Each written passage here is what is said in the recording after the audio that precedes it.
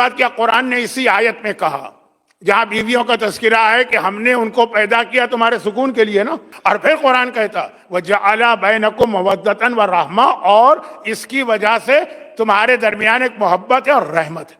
یہ بیوی گھر میں آئی تو رحمت لے کے آتی، بیویاں گھر میں رحمت لے کے آتی۔ کوئی کہیں گے مولانا آپ کو نہیں پتا ہمارے گھر میں کیا ہے، نہیں، وہ تو پھر آپ کی اپنی کوئی غلطی ہوگی، شادی کے موقع پہ انتخاب وہ الگ چیز ہے، لیکن قرآن کہتا ہے رحمت لے کے آتی۔ اسی لیے آپ کو معلوم ہے نا ایک طریقہ ہے، علامہ مجلسی نے بھی لکھا ہے، بلکہ اردو کتاب دیکھ لیجیے گا تہذیب الاسلام، یہ حدیثوں کی کتاب ہے، بہار الانوار کا ایک خلاصہ، کہ جب دلہن آئے تو اس کے پیر کو پانی سے دھو کے پورے گھر میں پانی چھڑکو، وہ رحمت لے کے آ رہی، پورے گھر کے اندر رحمت، دودھ سے نہیں، پانی سے اس کے پیر دھو اور اس کو پانی پورے گھر کے ہر کونے میں پانی چھڑکو کہ رحمت آئی، چاروں طرف رحمت، یہ رحمت لے کے آ رہی۔ اچھا اب اللہ کا رسول، یہ آیت تو ہے نا، یہ آیت ہے کہ جہاں شادی ہوتی ہے تو اللہ نے اس کے ذریعے رحمت بھیجی۔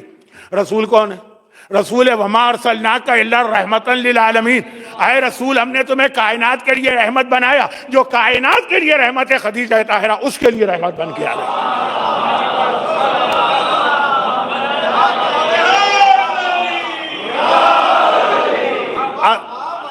عظمت خدیجہ کو پہچانو، جو ساری کائنات کو سکون دے، اللہ کا رسول وہ اللہ کے رسول کو سکون دے رہی، جو ساری کائنات کے لیے رحمتاً للعالمین ہے، خدیجہ اس کے لیے رحمت بن کے آ رہی۔ اسی لیے پیغمبر کا ایک جملہ بھی تھا، اور ایک جملہ میرا سن لیجئے، کیونکہ اس سے میری پرسوں کی مجلس اس جملے سے آگے بڑھے گی۔ پرسوں تو اللہ کے رسول رحمت بھی آئی خدیجہ کے ذریعے۔ دیکھیے یہ میں پیغمبر اسلام کی فضیلت میں کمی نہیں کر رہا ہوں، خدیجہ طاہرہ کا رتبہ بتانا ہے، خدیجہ طاہرہ اور رحمت لائیں، سکون لے کر آئیں۔ اور یہاں پر آپ کے سامنے تاریخ اسلام کے وہ مشہور واقعات ہیں جس کو پڑھنے کی ضرورت نہیں، آج میں بیان بھی نہیں کرتا ہوں کیونکہ پھر یہ پرسوں دوبارہ دہرانا پڑیں گے۔ خلاصہ یہ کہ خدیجہ طاہرہ نے اسلام کے اعلان کے بعد اپنی ساری دولت مسلمانوں پہ قربان کی، بچہ اس بات کو جانتا ہے۔ خدیجہ طاہرہ کے حوالے سے ایک بات، ساری دولت دے دی نا رسول کو، وہ تو آپ نے واقعات سنے ہیں، اتنے سارے علماء سے سنے ہیں کہ میرے لیے اس پہ بات کرنا کوئی فائدہ نہیں ہے۔ اگر اب یہ جو بات میں کہہ رہا ہوں اگر آج پوری نہیں ہوئی تو کل پوری ہو جائے گی، پرسوں کی بات الگ ہے، وہ بھی اسی ذکر خدیجہ سے متصل ہوگی، لیکن موضوع بدلے گا پرسوں۔ کل یہی بات شاید آگے بڑھے، وہ یہ کہ اب ایک بات یاد رکھیے، کوئی آدمی دنیا میں ایسا نہیں، اور خاص طور پر آج کے زمانے میں جو پریشان حال نہ ہو۔ ہر آدمی پریشانی، ہر آدمی زحمت، ہر آدمی مصیبت، ہم لوگوں سے بہتر اس کو اس لیے کوئی نہیں جانتا کہ جیسے کسی علاقے میں لوگ زیادہ بیمار ہیں کہ نہیں ہیں، ڈاکٹر سے بہتر کون جانے گا، اسی کے پاس مریض آتے ہیں، اور ہم لوگوں کے پاس لوگ آتے ہیں دعا کے لیے، تو اس سے اندازہ ہو جاتا ہے کہ ہر آدمی، یعنی بظاہر جو آدمی اتنے اچھے ہم کو نظر آتے ہیں کہ ہم کہتے ہیں کتنی اچھی ان کی زندگی ہے، کتنے خوشحال ہیں، کتنے مالدار ہیں، کتنے اچھے علاقے میں رہ رہے ہیں، کتنے اچھے ملک میں رہ رہے ہیں، اولادیں سب کی بڑی بڑی بظاہر ساری قابل اولادیں ہیں، ترقی والی لیکن جب وہ آ کے اپنا دکھڑا سناتے ہیں تو پتہ چلتا ہے کہ اس دنیا میں کوئی ایسا نہیں ہے جو مصیبتوں اور پریشانیوں سے محفوظ ہو۔ آخری زمانہ تو ہے اس بات کا نام کہ ایک پریشانی جائے گی تو دوسری آئے گی، تو بلکہ دوسری نہیں، ایک جائے گی تو نئی 10 آئیں گی، اور وہ 10 جائیں گی تو نئی 100 آئیں گی، ایک کے بعد دوسری پریشانی۔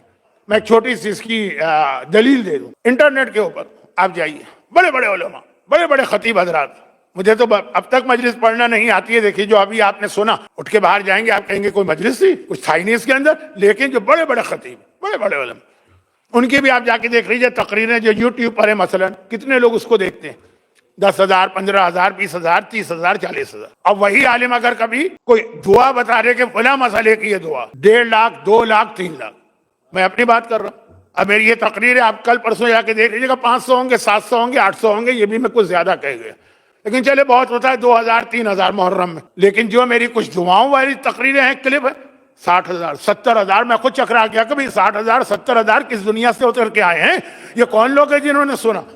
مولانا آپ کو نہیں سنا، جو دعا آپ بتا رہے نا یہ اس کا مسئلہ تھا، اس لیے اس نے اس کو سنا،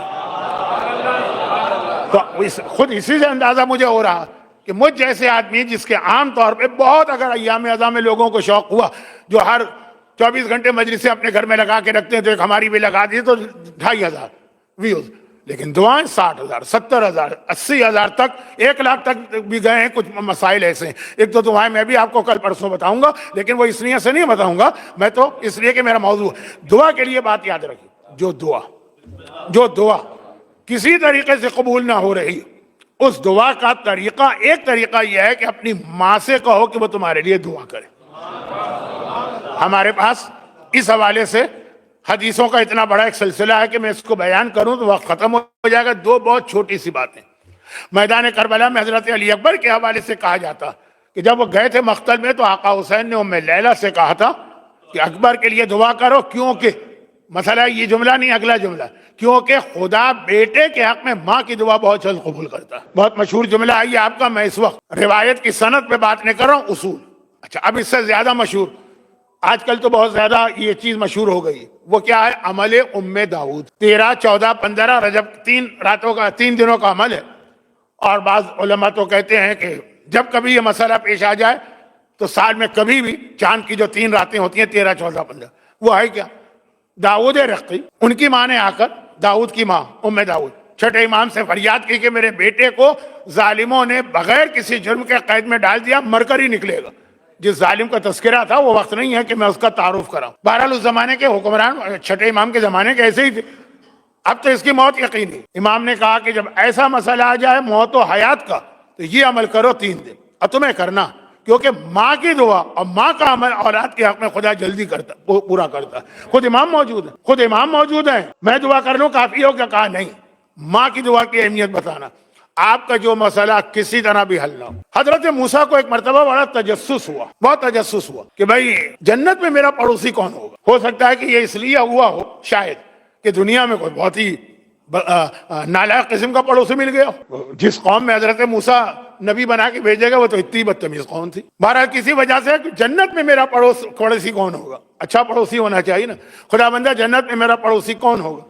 کہا فلاں شہر میں چلے جاؤ، اس کے بازار میں جو فلاں دکان ہے قصائی کی، وہ تمہارا پڑوسی بنے گا جنت میں۔ ٹھیک، بہت سارے لوگ چھپے رستم ہوتے ہیں، یعنی لوگوں کے سامنے نہیں اندازہ ہوتا کہ کتنے بڑے، لیکن خود عبادت گزار، خود اطاعت گزار، چھپ کے گئے وہاں پہ، شہر میں پہنچے اس دکان کے، پہلے تو باہر سے سروے کیا، دیکھتے رہے کہ کس طرح سے یہ دکانداری کر رہا ہے، کوئی خاص بات نظر نہیں آئی، جیسے سب کرتے ہیں ویسے یہ بھی کر رہا ہے۔ آخر شام کو جب دکان بند ہوئی گئے، کہا کہ میں مسافر ہوں، میں تمہارے گھر مہمان بننا چاہتا ہوں۔ پہلے زمانے کا یہی طریقہ تھا، ہوٹل نہیں ہوتے تھے، جو مسافر آتا تھا یا مسجد یا کسی کے گھر مہمان بنتا تھا، بسم اللہ چلے میرے گھر میں، لے کے گئے۔ اب وہاں گئے، اس کے ساتھ ٹھہرے، اس کے ساتھ راستے میں دیکھا کوئی بات نہیں، گھر پہنچ کے بھی کوئی بات نہیں، لیکن پہلا کام اس نے گھر پہنچ کے یہ کیا کہ کہا بیٹھیے میں ابھی آتا ہوں۔ یہ کہے کہ وہ برابر کے کمرے میں گیا، تھوڑی دیر رہا، پھر باہر آیا مسکراتا ہوا۔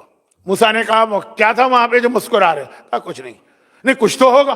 کہا کہ ہاں وہ بڑی بوڑھی ماں ہے جو بیچاری اب اپاہج ہو گئی، بڑھاپا ہے نا، لنگڑی لولیا، نہ چل سکتی ہے نہ حرکت کر سکتی ہے، بستر پہ پڑی رہتی ہے۔ میں ساری رات اس کی خدمت کرتا ہوں، صبح دکان میں جاتے وقت آخر میں اس سے مل کے اس کے سارے کام کر کے آتا ہوں، دن بھر کی تھکن کے بعد بھی شام کو سب سے پہلے اس کی ضروریات پوری کرتا ہوں، پھر کسی کام میں لگتا ہوں۔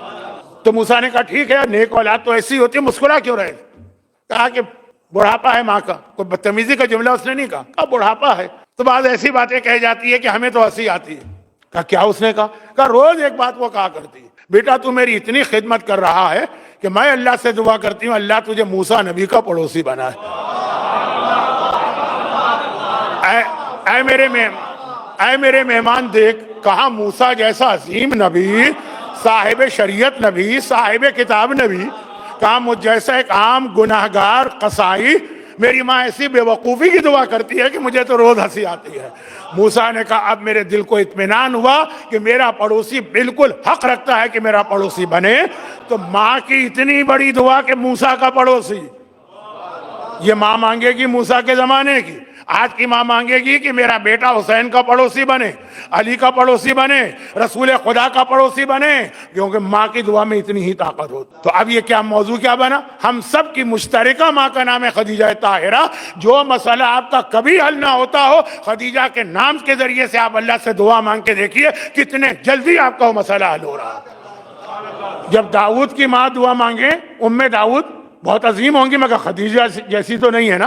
جب قصائی کی ماں دعا مانگے، بہت عبادت گزار ہوں گی، خدیجہ طاہرہ جیسی تو نہیں ہے۔ اللہ ان ماں کی دعاؤں کو رد نہیں کرتا ہے، تو ہماری اور آپ کی دعا اگر نام خدیجہ کے ذریعے ہو۔ جدھر حق ہے ادھر مولا، جدھر حق ہے ادھر مولا، جدھر مولا ادھر حق ہے۔